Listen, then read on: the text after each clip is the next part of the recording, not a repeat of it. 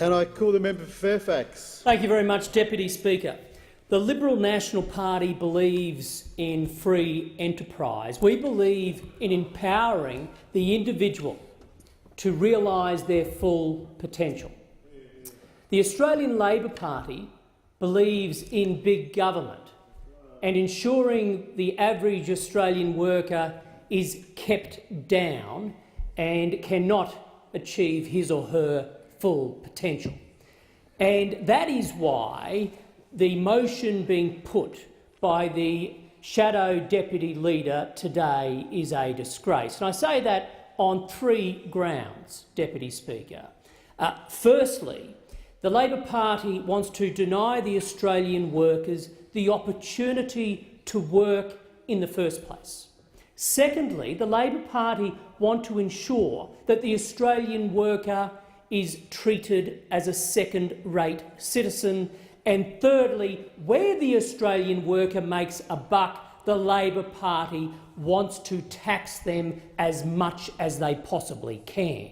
Let's take these three in good order, Deputy Speaker. They want to deny the opportunity to work.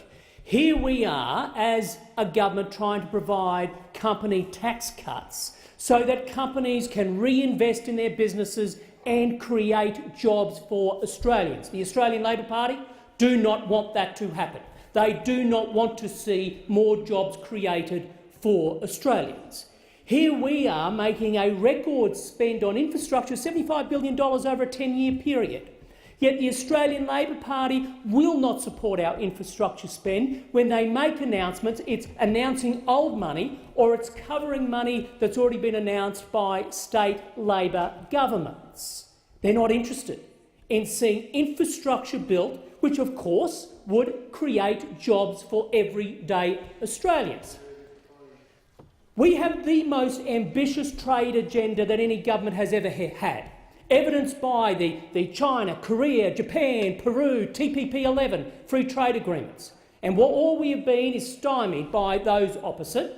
The China FTA, we have the union movement with Labor support running a fear campaign, and of course the opposition leader wanted us to dump the idea of any TPP-11, and of course now we're on fast track to have that ratified, denying the opportunity for everyday Australians to enjoy jobs through exports. Our latest national accounts delivered a 3.1% growth over a 12-month period. The number one driver from the last quarter, Deputy Speaker, was exports. And yet those members opposite are trying to refuse the opportunity for Australians to enjoy jobs through the export markets. Point number two, Deputy Speaker.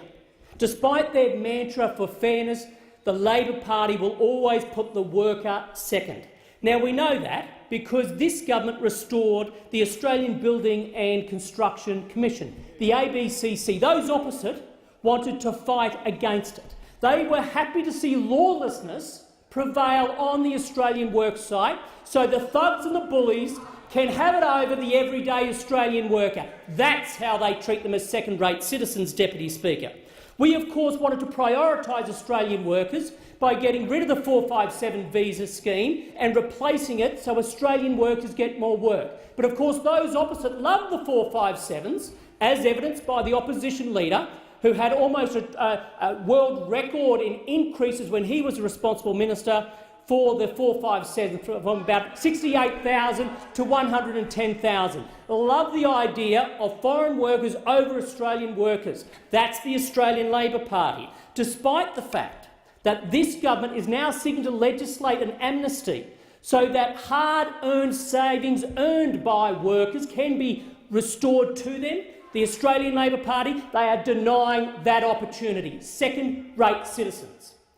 That's how they treat the workers. But those workers, Deputy Speaker, who make a buck, they get taxed. They get taxed. We want to have personal income tax. What do they say?